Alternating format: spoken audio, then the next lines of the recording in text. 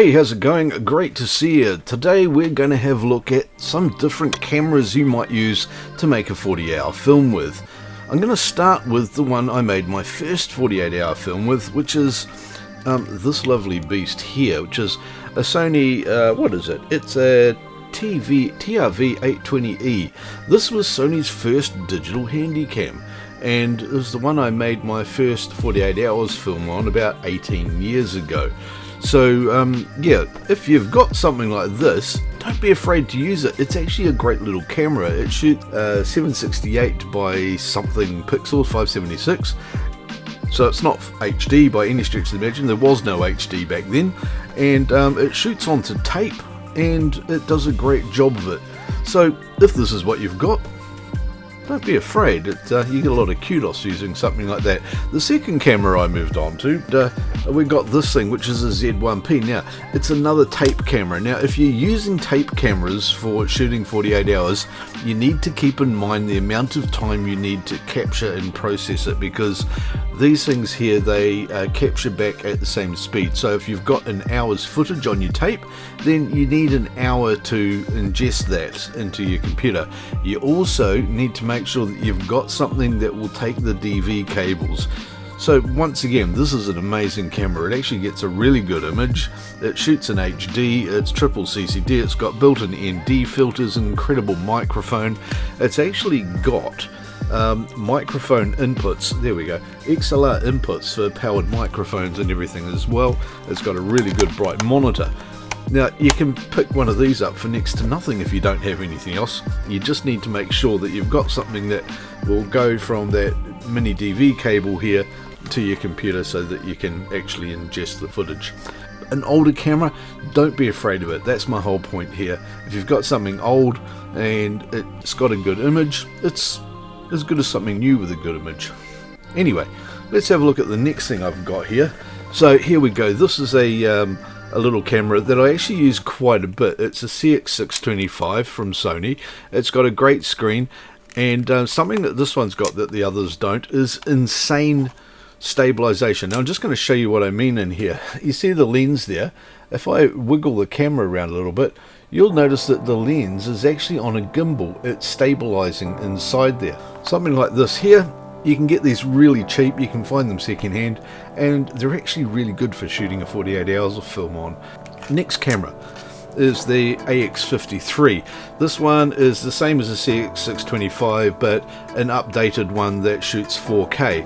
Once again, if you have a look in here, it's got this insane Google Eye stabilization. It's actually really good in low light as well. It's a Sony Bion sensor, and records to SD card.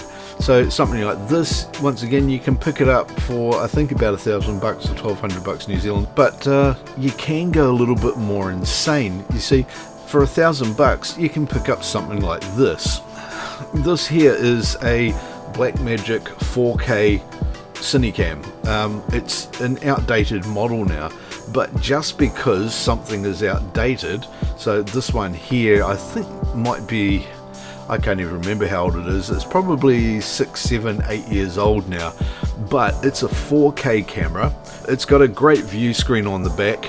It shoots directly to a hard drive, which slots into the side here. I'll just pull that out without twisting my hand around. So you just get an SSD hard drive here.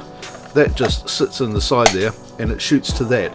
Beautiful 4K footage. You'll even shoot RAW, and then you can just hook that hard drive straight up to a reader in your computer, ingest the footage, and you're going to get some amazing cinematic quality images off there. It doesn't have high frame rate, and it does need an external battery or power supply if you're going to run it for more than about 20-30 minutes at a time, but it is an amazing camera. It's also got good audio input. It's not great in audio input, but it's got good left and right audio here. Those are TRS jacks, I believe. You can look it up online. This is a camera that you can usually pick up, if you can find one available on Trade Me or something, for about $700 or $1,000, and that's for a 4K cinema camera. If you want to go a little bit crazy with one of these though, You can get a rig with it on. This is a tilter rig that I've got around another 4K cinema camera. You can fit follow focus on it, matte box handle. You can get other rigs available from, say, Small Rig that are only a few $100s. It's an out-of-date camera, but just because it's out of date doesn't mean the sensor's deteriorated. It's an amazing camera still. This was the third camera I bought, and it's the Sony VG10. There were a couple of other models on top of this, the VG20 and the VG25, and then there were some other variants as well. It's got an APS-C removable lens mount, so you can just quickly jump in there, push the button, slide the lens off just like that, and pop them back on again, so you can change lenses around and have a lot more variation. The microphones in this thing are insane. It will get beautiful surround sound on it. Now the VG10, it takes the standard Sony V-type battery and it shoots directly to SD card or Sony memory stick, which is great. You can put a hell of a lot of stuff on there and really easy to ingest it from. You can just put that into your computer or your MacBook or whatever you want and capture it from there. And it's also really easy to mount on an old school type manual gimbal or something like that for stabilization as well. I haven't tried it on a gimbal actually because it's quite a deep camera, but who knows, maybe it'll work. I'm going to have another video that looks more into stabilizers and things later. Something that's really popular with a lot of indie filmmakers and 48-hour type filmmakers is the DSLR or mirrorless body, and I've got one here which is the Sony a7S II.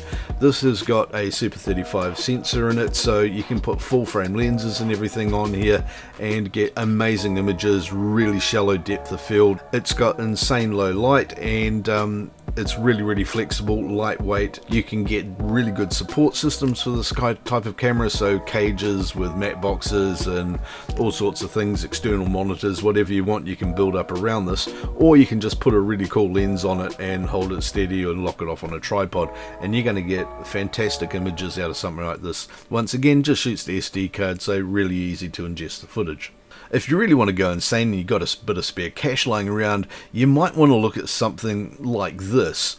This is the Blackmagic Pocket Cinema Camera 6K Pro, and I've got a Sigma Art lens on here as well. Now these are pricey. You're going to be paying around $4,000, $5,000, $6,000 for something like this. You want to put a grand or two into a really good quality lens, and I've got this cage on here to protect it and make it more useful as well. So that's a cage from Small Rig, the camera's from Blackmagic, and the lens there is a Sigma. Now this here is a 6K camera. It's going to get you insanely good images, and it will record, as I said, up to 6K or high frame rates in HD if that's where you're heading for. It'll do 2.5K or 4K, and this is just going to give you a beautiful image. It's not that far ahead when you're shooting HD or 4K than the other Blackmagic camera I said you can pick up for $1,000. So have a look at the features of what you want and really think about what you're going to use. You might pay $6,000 for a camera like this, or you might pay $600 or $800 for the other camera and have some money left for a couple of lenses.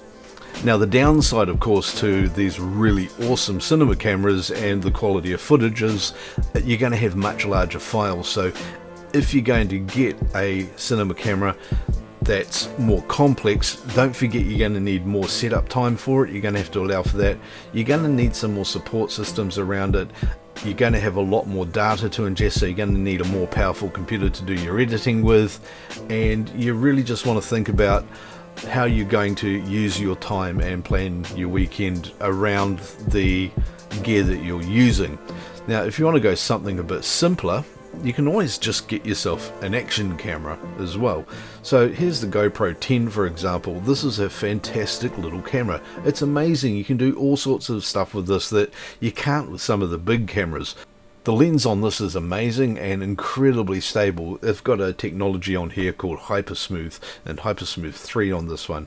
It's digital stabilization, unlike the physical stabilization I showed you in the CX25 and the AX53, but this here will not cost you anywhere near as much. In fact, you can pick one of these up with a package of other things in it for about $800 if you go and get it from the GoPro store.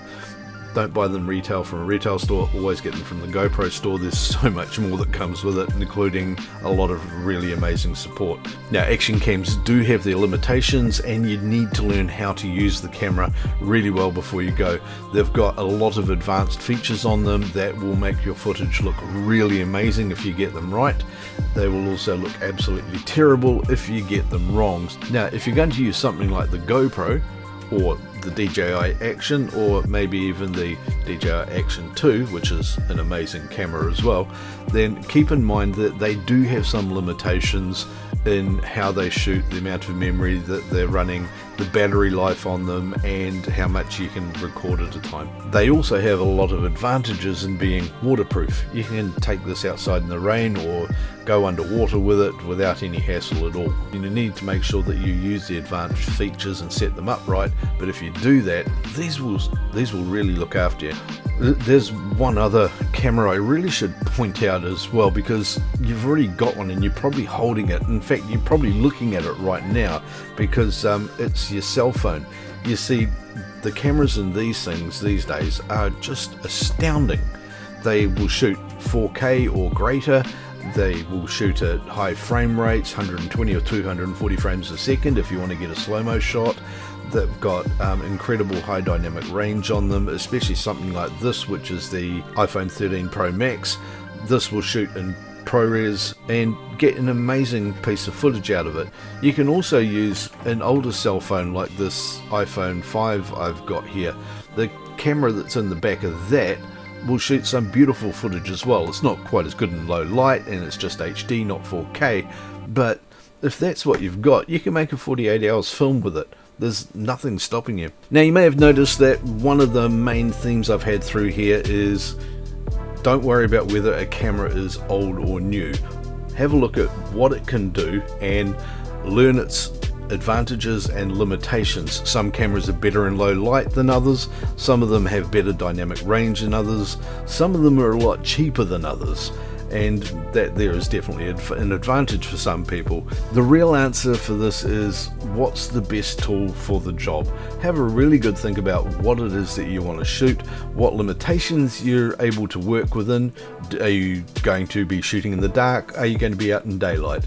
These sorts of things make a big difference. Do you really need to go and spend $2,000, $3,000, $4,000 on a pretty good handy cam or something like that? Or would you be better off putting $1,500 into a really good cell phone that you're going to have with you all the time and you're going to use a lot more? Because there are literally hundreds and hundreds of cameras out there, brand new ones, second-hand ones. Have a look at what it really can do. As I said before, this 7, 8, 10-year-old camera can do amazing things. Just because a camera's clocked up a few years on it doesn't mean the sensor's degraded in it. It's still a cinema camera, and it's really, really good. Now, I'm hoping this has sort of sparked a few questions in people, and if you do have any questions or comments or suggestions, then please leave them in the comment section down below. I do read as many of them as I can, and I get back to as many of them as I can, and I want to use them to feed more videos like this. If this has been useful to you, please consider subscribing by clicking here and watch this video. Click on all these links down below and all that sort of stuff. Do leave comments and questions, and I will see you in another video real soon. Have a great day, and go find a camera to make a 48-hour film with.